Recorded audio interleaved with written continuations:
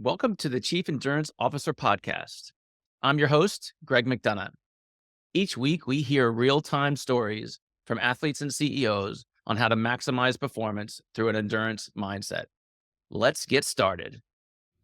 Welcome to the Chief Endurance Officer Podcast. I am your host, Greg McDonough. Today's guest is an accomplished author, serial entrepreneur, patent holder, TEDx talker, TEDx speaker, and a mayor. He has made himself known as a smart technologist. He's collaborated with the giants, Google, Coldwell Banker, and serves as an insider for the National Kitchen and Bath Association. Please welcome the founder and CEO of Caregiver Smart Solutions. Welcome, Ryan Hurd. Welcome. Hey, Greg, how are you? I really appreciate you having me on here. It's a pleasure to have you on. As you know, we love talking about endurance and the endurance mindset. So, Ryan, how has your endurance mindset impacted your life unexpectedly? That's a great question. As a fellow Ironman, I don't have 9 Ironman, but I will be getting there. I don't know about 9 though. That's a little crazy. But the one thing endurance athletic events teaches you is you can really push yourself so much farther than you ever believed. Um, and I think that translates into business, it translates into politics, it translates into family very well because, whenever you remove those self limitations, your world really does open up. So well said. Do you have an example that comes to mind of something that opened up for you because of that endurance mindset? A lot of things. Yeah, Pandora's box has been opened. Yeah, right. Unfortunately, as we're recording this, Florida is bracing for a hit from a hurricane. And it looks like it's going to be a pretty bad one. That is actually what got me into politics way back when. I moved into the township of Pequannock with my family. It's a beautiful little town. Unfortunately, a few years after I moved in, we got hit with a hurricane. We got flooded, and we, just like Florida's getting hit twice in a couple of weeks, that same kind of event happened to us in New Jersey between Hurricane Irene and another hurricane, which we subsequently lost the house and everything that we own. That is definitely a life-changing event, which then started the ball rolling into other things, from stress relief of running to doing a 100-miler to doing Ironman and everything else. And again, as I said, it's you kind of change your mindset and understand that, okay, I can actually go through this. I can actually go even farther. So that's one example of how things have changed over time. You mentioned using running, ultra running, marathons, Ironman as a form of stress relief. Were those activities in your life prior to those hurricanes coming into New Jersey? No, I mean, I was always in the gym, so I did the gym thing, but I actually left the gym because my shoulders started hurting. And you get to a point where you're getting older and you're walking in, and it's like, uh, chest and back, shoulders and tries, blah blah blah. I've been doing this for so long, it just wasn't doing it for you anymore. Unfortunately, going through that event, I remember it clear as day that our township had a large meeting of everybody that got flooded. And I just turned 40 that day, and I was the chair of the flood committee then. And that was a very interesting day. So, literally going outside and just going for a run has changed my life in so many ways. It's beautiful to be outside. It's beautiful to enjoy it. And then you realize, for myself, I literally was so intimidated by running around the block because typically, you start running, you're huffing and puffing, and it's hard, and all of a sudden, you get around the block, and then it's like, can I go around twice? Then it's, Mm. can I run for a mile? Oh my gosh, I just ran for a mile. That is ridiculous. It's amazing that a human can do that. And then it was your first 5K, and then it was a 10K. My gosh, 6 miles, and then a half marathon. and then the New York City Marathon, which is one of my favorite, and then, keep on going. So it really shows you how far you can push things. And I don't know where the limit is yet. Obviously, you're much further down that road than I am. You're sparking this question that I'm trying to get to come out of my mouth. And as that developed, I'm going to take us to a different path because our conversation today is so timely, right? With the hurricanes that are hitting the East Coast, as you just said, Florida's getting hit twice in a very short period of time.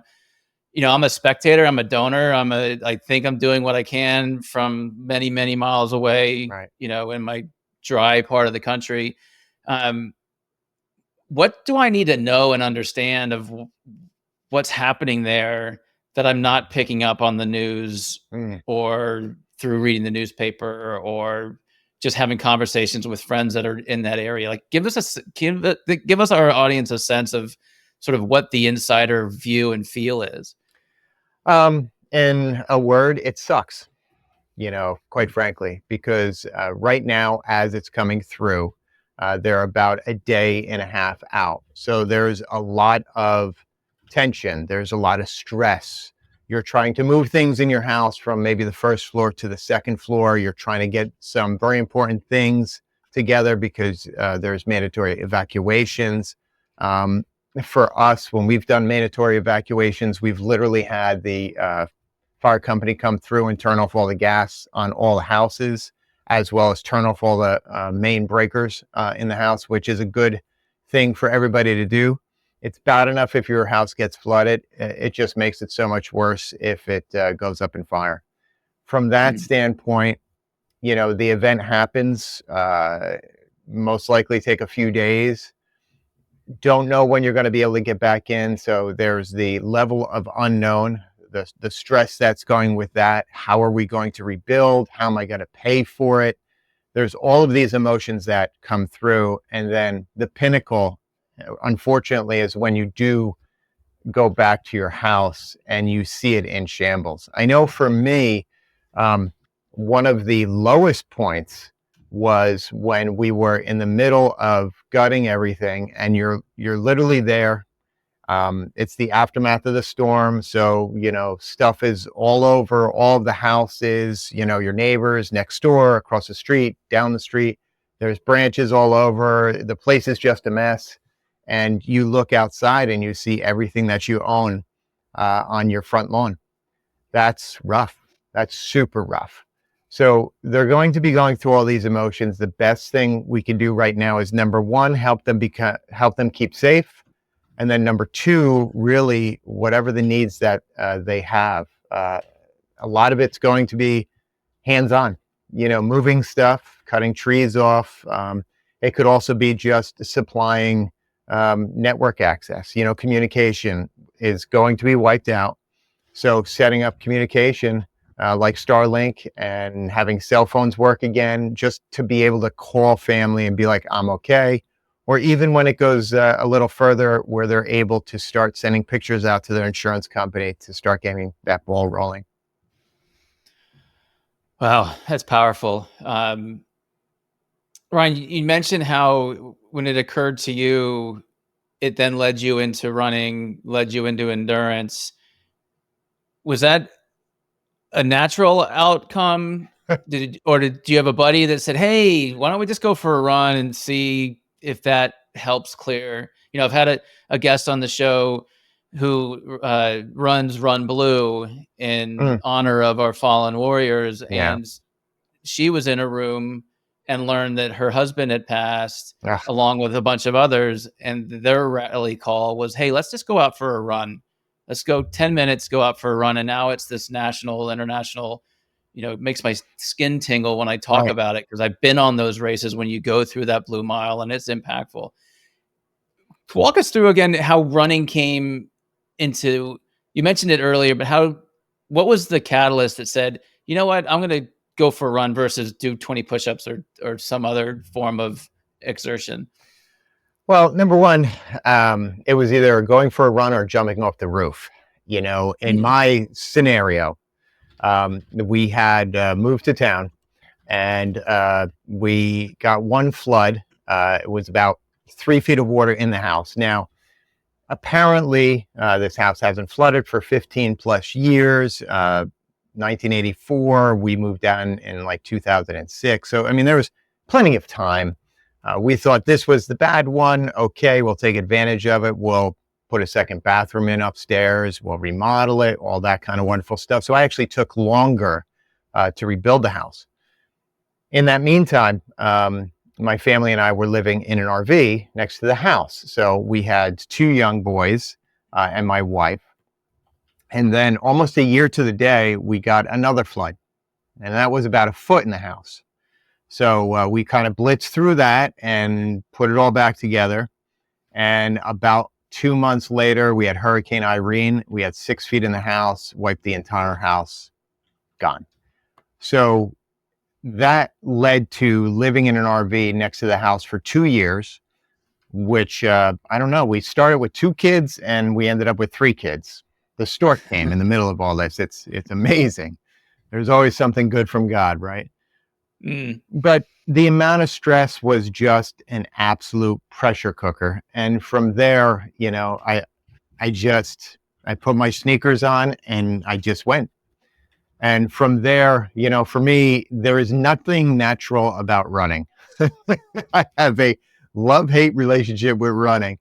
But I've gotten better, because for me, especially when you own a business, whether it's startup or regular, for whatever reason, we're always in that forward-thinking mindset. We're always thinking 3 months out because that next marketing campaign, that next ad for a magazine, that next whatever is always out the next quarter, out the next half, what's coming up fiscal year 2024 or 2025. So sometimes I know for myself, it was hard to get back in the moment. And one of the benefits of running is it literally locks me in the moment at that time. So for example, going for a run, I went about 5:30 this morning. We're starting to get in that cool period. So it was about 59 degrees and it was beautiful. It was pre-dawn. It was a little bit of a cold snap. You started smelling the leaves because the leaves are starting to come down, which is a different kind of smell than in the middle of summer or in the middle of winter. And it was just absolutely gorgeous. So to be able to enjoy that and really be in the moment and get rid of all that other chaos that's in life, that is a huge benefit for myself as far as running. And it doesn't have to be running, right? Right. It's getting outside, fresh air, freedom just to clear your head, thoughts, get away from your desk. I find that Right. the more I do that during the day, sit on my bike, go for a walk, go play with the dog, like it just re-energizes the rest of the day. Ryan, you talked about owning a business. I'd love to get into the entrepreneur side of your journey and learn more about Caregiver Smart Solutions. But before we jump into your current work, can you Yeah. give us a little bit of your history and what you've done over the years? So I'm a serial entrepreneur. I've spent the last 35 years in technology. So think smart home, IoT, all that kind of stuff. I've had 5 startups, 2 successful exits, and my current one is called Caregiver Smart Solutions. And what it is, it's an AI-powered real-time monitoring technology that empowers caregivers to ensure the safety and well-being of their loved ones remotely. When you say caregivers, my parents are aging. Touch wood, they're still very healthy. But I'm curious now that you got me thinking about it. When's the right time? Assuming I'm the caregiver, right? I'm a family member. When would it be the right time to introduce these solutions Yeah. into their home environment? Great question. It comes down to this. We're fundamentally answering that question, which is, how is mom doing? So mom is living on her own. Maybe she's down in Florida. I'd hate to say it, but maybe Florida, Texas, Georgia, whatever. And you're concerned and you just want to know that she's okay. It's like I just want to be the fly on the wall. If I was standing there in mom's house and I saw her, is she okay? And for us, what we're doing is we're giving you that capability without using a camera, without using a listening device, using all passive sensors about the size of a quarter. And we're answering that question. How is mom? And what does that mean? Did she get up this morning? Is she going into the kitchen and opening up the refrigerator? Is she making her coffee? Is she going into the bathroom? Is she watching TV? Just, it's called activities of daily living, and we're monitoring them, and we're bringing that information into an app which sits right in the palm of your hand. I'm so happy I asked that question because I assumed that it was my Ring camera, Hmm. my Alexa listening, it's these things, but you mentioned passive sensors. So I'd love for you to go in a little bit deeper because I think to me that would have been a barrier for me to have a It's conversation with my right, parents and say, "Hey, I'm gonna put all this stuff in your house, and I'm gonna be watching you 24 hours a day," which as a human, you don't want. right. And so I could foresee that reaction, but the fact that it's a passive sensor, give us a little bit more detail of what that means, how it gets put to use. Sure. So if you think of it like this, there is appropriate technology and not appropriate technology. So when we talk about our aging loved ones, what do they want? They crave independence, and we want to enable them to retain their dignity. So we don't want to put a camera in there. That's just the inappropriate technology. We don't want to put a listening device. That's inappropriate. But they don't want to wear something like I've fallen and I can't get up, a personal Mhm. emergency response. And it's for various reasons. Number one, they're ugly. Number two, they don't want to push the button and have the cavalry come. Number three, 99% of the time they take it off when they're at home because they believe they're safe at home. And they should believe that they're safe at home. Unfortunately, most events happen in the home, specifically between the kitchen and the bathroom. So knowing this, what do you do? And that's kind of where it came from with me. Caregiver Smart Solutions was born out of my own need. My own father, he got cancer twice. And the problem is going through the chemo, I didn't know how he was doing. I didn't know if he was up all night throwing up. I didn't know if he got up in the morning. I didn't know if he was taking his medication at 1 o'clock, because it was super important, because it was for neuropathy. Without knowing, how can I help him? And he is 76 years old. He is a Vietnam vet. He's a very proud man, and he's tough as nails. He's not necessarily going to tell me, but I, as his son, I just need to know. I just want to know that he's okay and take it from there. So I developed this and patented it, all with non-invasive sensors about the size of a quarter, and they're just monitoring that person's habits. They call it ADLs, activity of daily living. It's a fancy word. It just means their habits. And we all have habits. You have a unique habit. I have a unique habit. My father has a unique habit. And by tracking them, we can basically say, hey, mom got up, she's walked around, went to the bathroom, got her coffee, she's sitting in front of the living room, green check mark, everything's good. So that's the kind of stuff. And of course, you want to know the bad stuff. God forbid if mom fell, we need to know that. We need to know that immediately. And anything in between. You know, if mom didn't open up the refrigerator all day, is that something you want to know? Probably, Mm. right? Because that could lead to bad stuff. If mom hasn't gone into the bathroom for 2 days, is that something you want to know? Absolutely. Or even the reverse of that. If mom got up 6 times last night to go to the bathroom, is that something you want to know? Yeah, because it's all about compressing the time between an event and action. So if mom is going to the bathroom overnight that many times, well, now you can have that conversation. You can pick her up, go to Minute Clinic, and get her some medication for whatever's wrong. So that's how it helps. It's fascinating, and you've got my head spinning. I'm curious, through this journey of this business, how much of the technology are you developing specifically versus finding other technologies that are out there and just putting them into a different pattern Yeah. so that they can be effective? And it's really the combination of two. It's really a smash up of sensor technology that is relatively off the shelf, and using the latest of machine learning and AI and bringing them together and saying, how can we help humans with this technology that we have?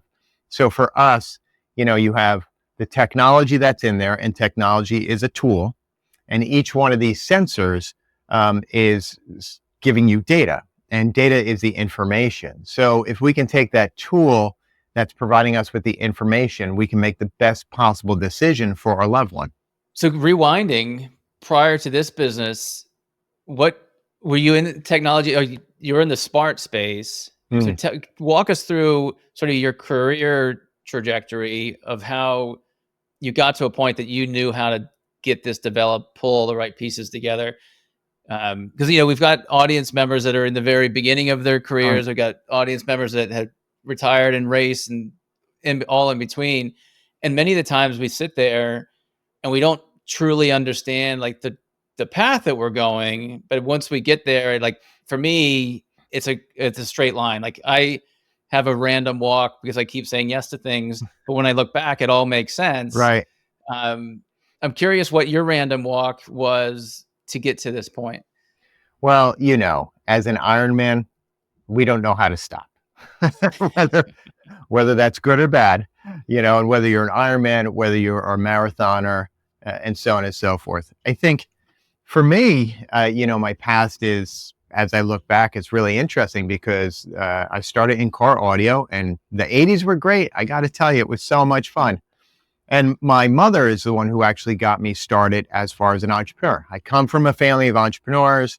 I was always cooking. I actually went to culinary school. There's a little tidbit for you. But then I quit and I started my first company.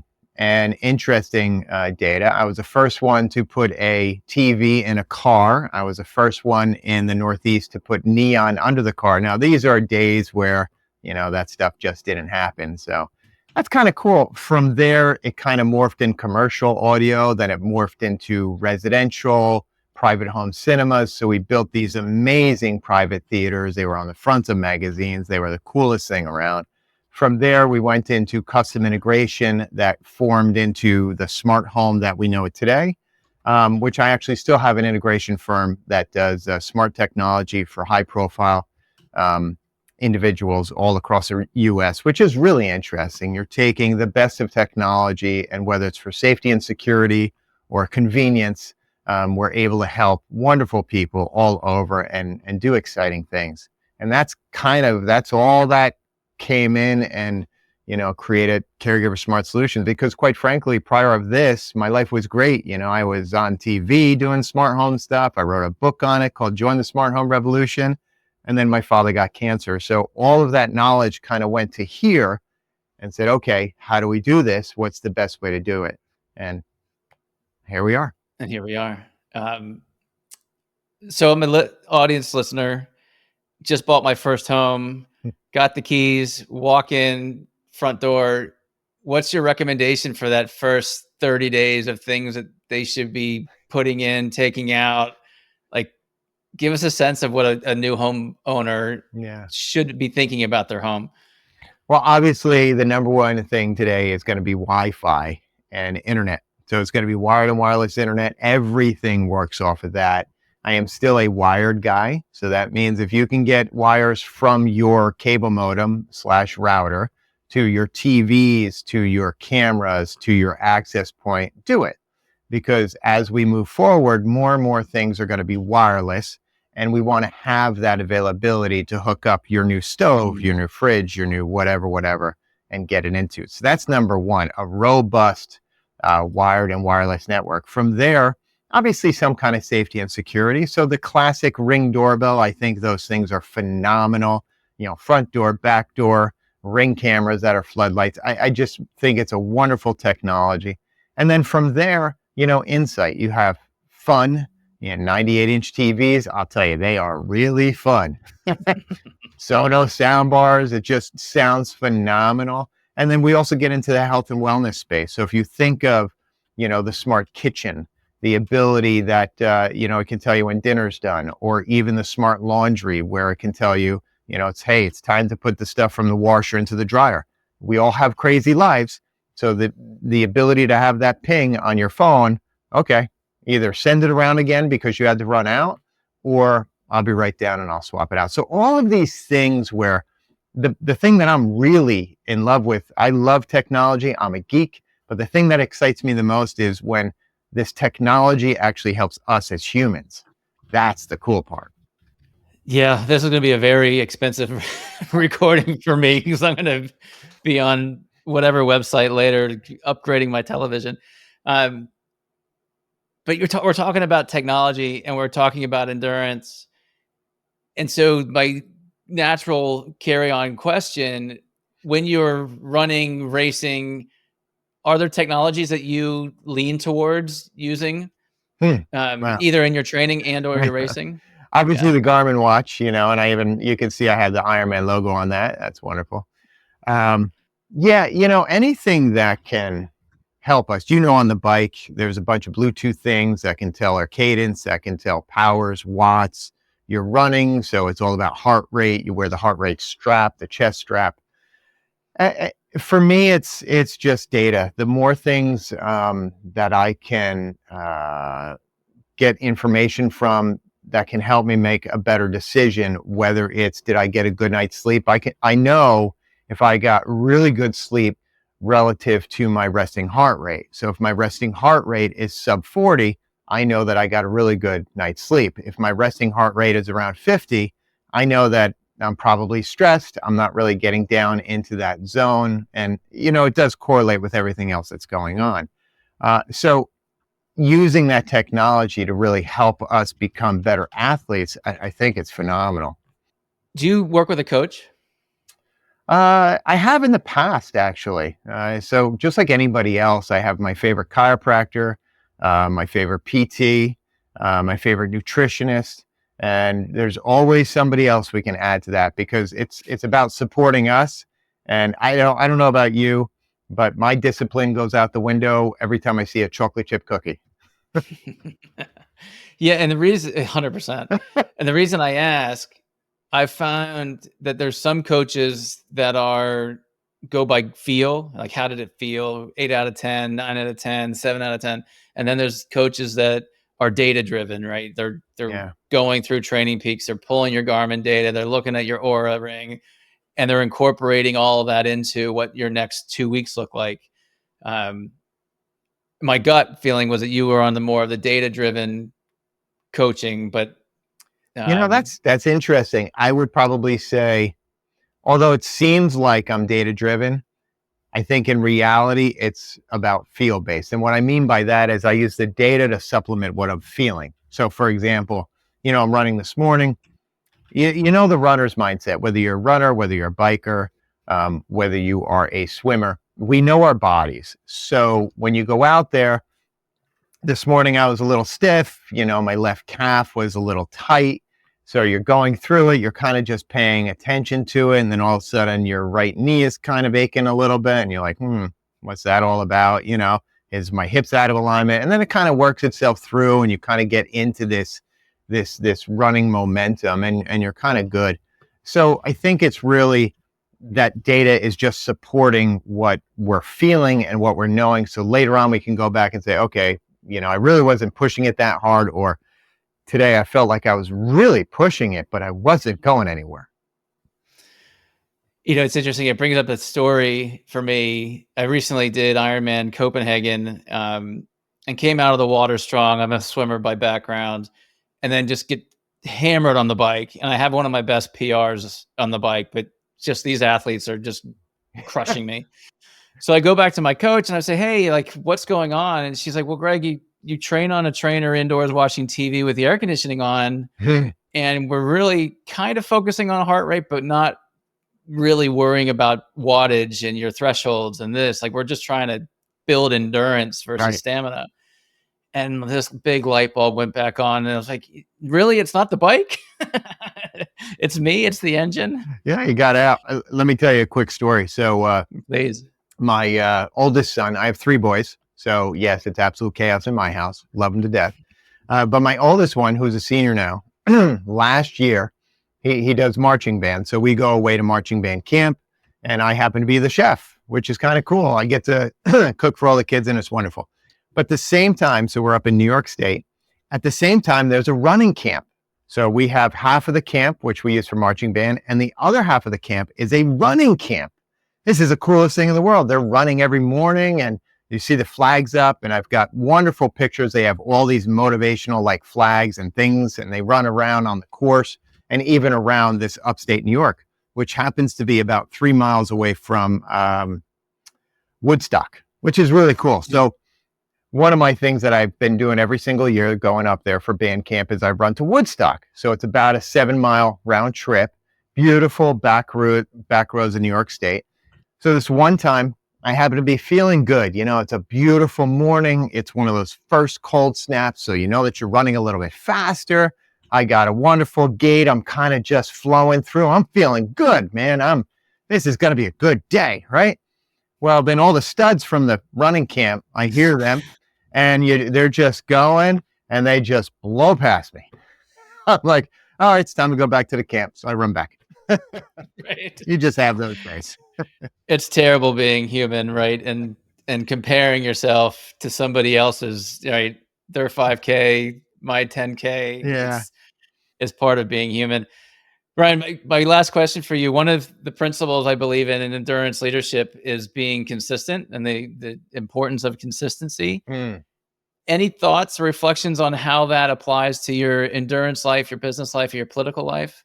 Yeah. So consistent and discipline are huge things. And it's something that I work on every single day. I ask the Lord to help me with wisdom, discipline, and, making sure I stick to things because it is hard or it's easy to say, I'm going to sleep in a little bit later. It's easy to say, I'll make sure that marketing goes out tomorrow. It doesn't necessarily have to go out today. It's easy to not take the phone call from the person in town that needs a little bit of help or push them off. It's easy. I just don't feel like doing it. But the discipline is keeping focused to do it. Just like you're training for whatever 5K, 10K, half marathon, whatever you want to do, you have to get up, you have to get out that door.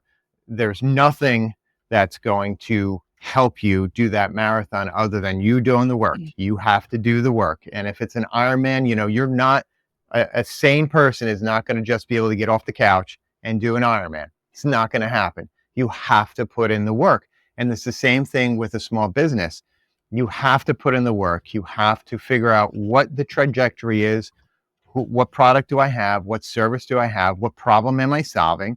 And how do I get to that point where I'm solving that problem for as many people as possible? And it takes time. And it's the same thing from a political aspect. There are things that we need to get done in town. How do we get there?